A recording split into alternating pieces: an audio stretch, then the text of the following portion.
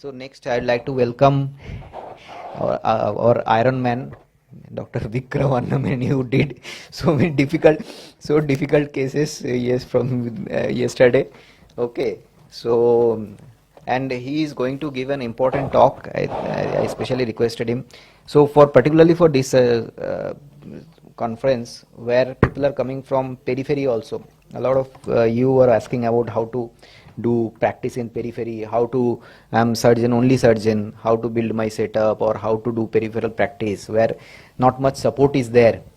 So the topic is how to build your setup in a periphery particularly, and he has developed his own setup, and he is the owner of this hospital, and I'd like to visit it.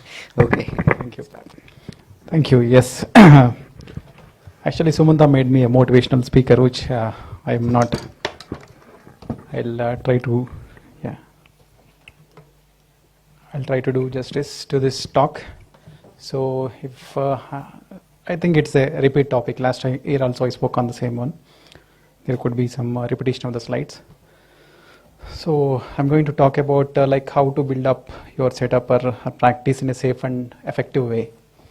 So after getting my, I think you have seen my degrees, well qualified.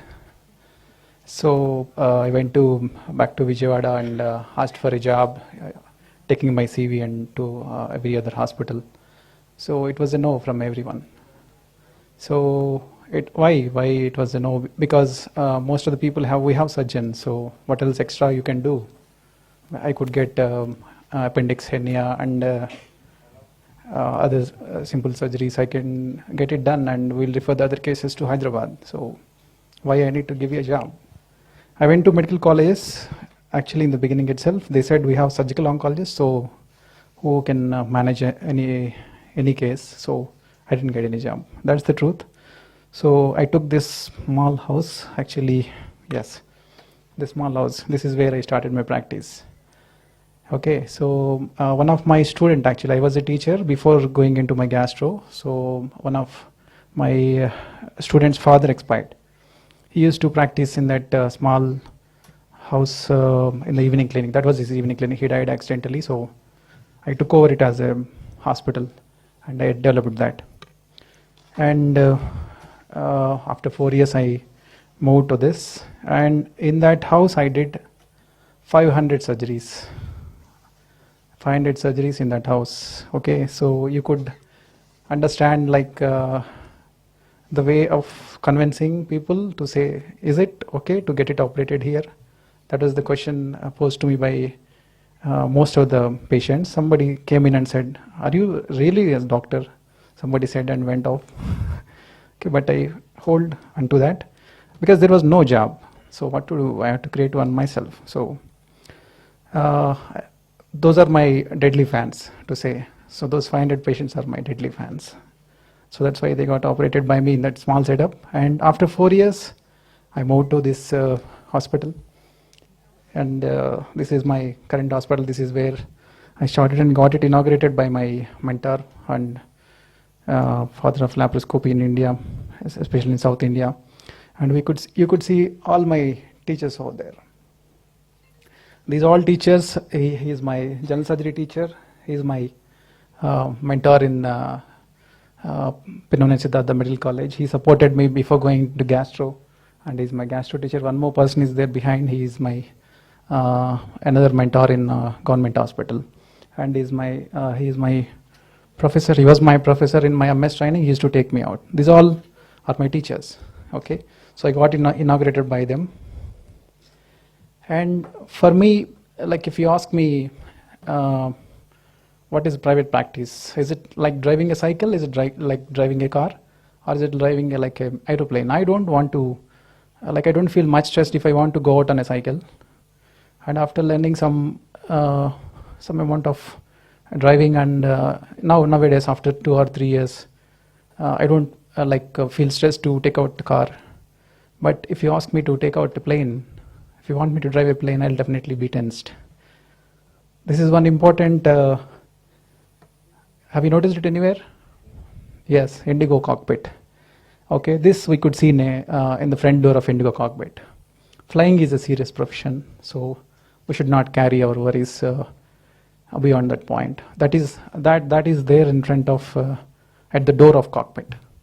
So if you want to enter into private practice, or for that matter into operation theater, I think we should leave all our worries and all our emotions and do unbiased way. So if you want to really succeed, I kept myself as like a low threshold guy and a high threshold guy for high risk cases. If you are running a small setup, or if you are working in a small setup, be extra cautious. So why? Because safety is first for our small people like me. Okay, so what are the different safety things that we should take? So we should be very careful in patient selection, and we should be able to assess the risk. This is a kind of risk analysis that was designed for different kinds of companies, and we should look at other things: strategy, plan, process, assessment, control, evaluate. So many things are there to take up any decision. So if you want to start into your practice and use your clinical skills, we are not idiots. We got some degrees, we got some teaching. Even though we don't attend to our classes regularly, we are definitely better, and we came out and we passed DNBs and we passed general surgeries. Okay, so use your clinical skills and involve your anesthesiologist friend in risk assessment. That is very, very important. We don't know everything about patient and anesthesia. So we should ask our anesthesia friend to look at the case, or at least explain them that these comorbidities are there and these issues are there. And once you start doing it, once you repeatedly doing it, you'll become master of it. And one important principle, and imagine that how could I get 500 patients in less than 4 years, and include that include even small cases like lipomas, sebaceous also. Okay, so I sent one patient home safely. They'll feel happy because I have done that in a lesser cost, give a good outcome, homely atmosphere, COVID, so not much rush is there. So used to send another patient. So it formed a chain. It's kind of chain reaction for me, and most of my repeat patients are from old patients only, not from advertisement. People think that you are an expert after getting degree, so just be it. So after getting degree, usually most of the times we don't read, we run after cases, we plan to market and other things. But see, look at Sumantha, he's still talking about so many things in Morgagni, like how many of us remember after getting MS? We definitely read for passing out the exam, but these are all important. Okay, so read well after getting degree and license, and do keep reading. And another important thing is once you select the patient, you got the risk assessment done, and before shifting the patient, we should check all the equipment ourselves. If you are the owner, or if you are the performing surgeon in a small setup, or if you are going for a freelancer as an operating surgeon, you check all the things. You switch on the laparoscopy set, you switch on the energy sources, you switch on the suction apparatus, you switch on the anesthesia machine. You should learn how to check the anesthesia machine. So I learned it myself. I asked my anesthesiologist friend to teach me, and I'm doing it even today. I do that even before shifting the patient. I go inside and do. And most importantly, many a times, I had problems of losing oxygen, nitrous oxide, and CO2. Unless you keep a backup, unless you keep a backup of these things, it is very difficult to perform on yourselves. Last time I told you, Sumantha doesn't need to check about nitrous oxide in his hospital, right? He doesn't need. And for the corporates also, no need. You can blame them. But if you're running your own hospital, or if you're going to if somebody calls you for a surgery, and you should ask whether there is nitrous oxide or not, if you want to do really laparoscopy surgery. And CO2, yes, how many times have you experienced that gas is over and you have waited for almost half an hour? It happens. You should check that. So is there a way, is there a scientific way, is there a most popular way to get these things done? Yes. Atul Gawande has written this book called The Checklist Manifesto. There is nothing wrong. We should be humble in writing the checklist, that is it there or not? Is it there or not? You can just keep a check. Yes, it is done. Yes, it is done. Even now I have in my OT, in my hospital, I have a checklist for nurse, I have a checklist for operation theatre sister, and I have a checklist for myself. Okay, so 3 checkpoints should be there. For nurse, yes, antibiotic given, shaving done, 2D echo done or not. So this simple checklist would help us. This actually, he extrapolates this to flying. So that's why I compared practice to this one. Next, coming to you checked everything. So your anesthesiologist friend is good, case is okay. So next step is creation of pneumoperitoneum. So you can do whatever you want or whatever you learn, but just beware about the scarred abdomen. Most of the times we don't ask for history of previous surgeries. That's why I asked you to use the clinical skills. So if you see scarred abdomen, just step back, take some time, and put the where is our Hesson stroker. Why? Because yes. Why? Because initially most of the young laparoscopic surgeons will have complications of creating pneumoperitoneum. Most of them. It may go unrecognized. It may not affect senior practitioners. If you are not able to put a proper pneumoperitoneum, you will lose the spirit. You will lose confidence of doing surgery. So, and look for injuries. This is a case where gallbladder directly cholecystectomy, it planned for cholecystectomy, virus directly went into gallbladder. Imagine how much he would have struggled for that. Okay, and I have seen many places that intra-abdominal pressure keeping at 20, 24.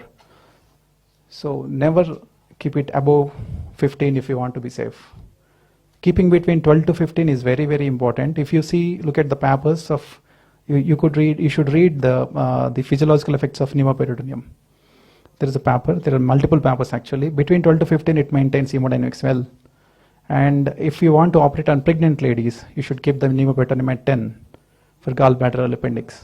So you should practice to do surgeries in lesser pressures. And also the flow rates. The flow rate sometimes goes to up to 30, 40, 50 liters per minute. Yes, we have 40 liters per minute machines available, but the same thing applies again. The flow rate, if it is very high, it affects lungs more. And most of the complications occur of laparoscopy in literature are because of happen during the time of port placement.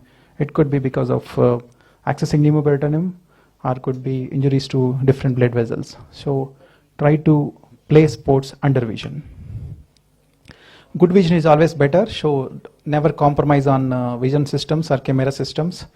Try to spend money on good vision systems and don't compromise on the vision system. Initially, we tend to buy some local used system for a cheaper cost because you don't have money. That should not be the case. We should have good vision system. Coming to the sterilization, this is what most of the young surgeons who goes out to do. I sincerely suggest to avoid formalin chamber. Formalin chamber, there is no standardization like for how many hours you should keep to get it sterile. There is no strong scientific evidence. Instead, you can use autoclave, or rather use formalin chamber as for storage. And storage means you have finished a surgery, you wash it, you dry it, and then keep it in the formalin chamber only for storage. And if you want to do another surgery, remove them wearing a surgical gloves, a sterile gloves, and keep them inside X-ray, and then do surgery. That is better. That is scientifically appropriate and correct one. But taking out directly from the formalin chamber is a dangerous thing. We will be carrying the risk of infection. And ETO is the best thing for laparoscopy instruments. Of course, everybody can't afford ETO machine. Even I don't have ETO machine in my initial 2 years of practice. So for hernia cases, you wouldn't imagine. My junior, Dr. Rohit, has suggested me to take out the instruments and keep it, double wrap it in, and then autoclave it. Yes, I did that. For hernia, I autoclaved my instruments by double wrapping. I think that point was discussed in LWSK group also by him. Okay, so and try to create friends with ETO mission. You can ask your friend to send your instruments to ETO at least once in a month if you are doing all non-hernia cases. And I suggest if you want to do it for hernia cases, get it ETO sterilized for every procedure. Because one mesh infection can ruin our reputation. One infection is enough. He will go to every other surgeon in the city. He'll take opinion of every other surgeon in the city if one is infected. And everyone, you know the rest of the story, how they'll talk once somebody caught you. Okay, so, and during surgery, never hesitate to convert or call somebody if you are really struggling. Never hesitate. That's why I'm telling you should be humble, because there is always scope for improvement. This is not our last day. There is a scope for improvement, and we can always do better in next case. So coming to the cost effectiveness, yeah, like I mentioned, never compromise on the set. There will be different kind of questions. What should I buy, a new set or versus refurbished? That is your risk, because even I'm the example standing here. I bought I don't know whether they like it or not. I bought a 1488 striker system, brand new, thinking that old systems will have problems. In less than 2 months, the slide source and insufflator failed. Light source and insufflator failed in less than 2 months. It's up to you. You should have, so how to manage that complication? You should keep up a backup. You could keep a backup friend who has laparoscopy, but most of the times we will be in competition with them. But yes, again, we should be in good terms with them, and we should have good energy sources. Having said that, but no need of going for too many. Like, if you really understood the electrocoagulation, bipolar current is equivalent to vessel sealers, right? So if you want to buy an electrocautery, monopolar and bipolar would be sufficient, even if you want to do hysterectomy also. Okay, but they will market that you will be requiring vessel sealer to do hysterectomy, which is not scientifically correct. So if you really want to do like basic surgeries and hysterectomies, you could buy a monopolar and bipolar system alone.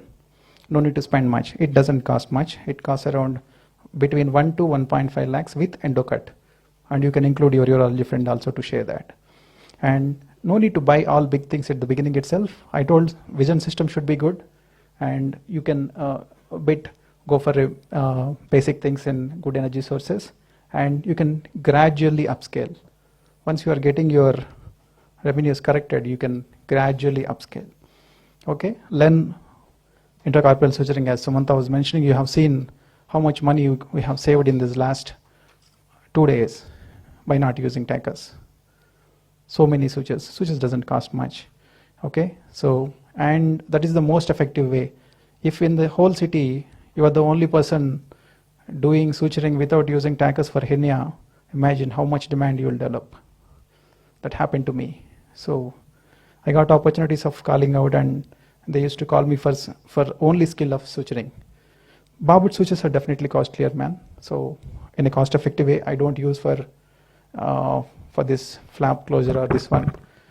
I use only Vicryl or PDS. And companies, if you see, they bank on our laziness. We can learn, actually. We can learn managing the mesh. You really think, what is the use of this? What is the need of these 3D meshes if you could place the mesh well? You have seen me twice, like I could cut, trim. Can't we do that? Can't we do that? But there are many young surgeons who are using that. And I have seen the self-expandable mesh. Why? What is the need? Because they want you to not to do it very skillfully. If you are doing it very well, then what is the need of the self-expandable mesh? Okay. Jugaad. Okay. So instead of self-expandable meshes, people were invented many ways, no? Like how to bring out the sutures, how to place the mesh. Many innovations for years. So, and we have seen many innovations in YouTube about endobags also. So young people are very capable of generating these creative ideas, and internet is full of that.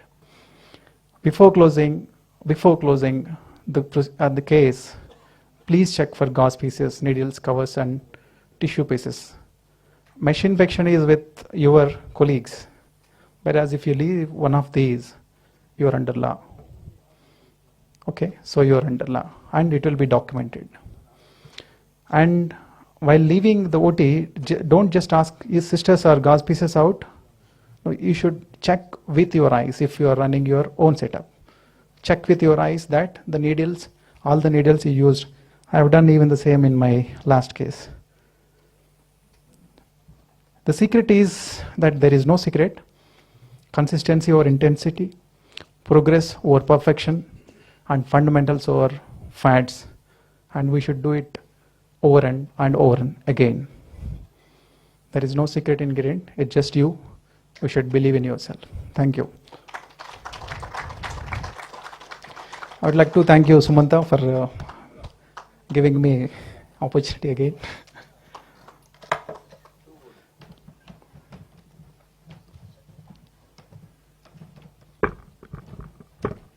Thank you so much, Vikram. Thank you. It's a wonderful eye-opener for the young surgeons, even for me also. No, even so. So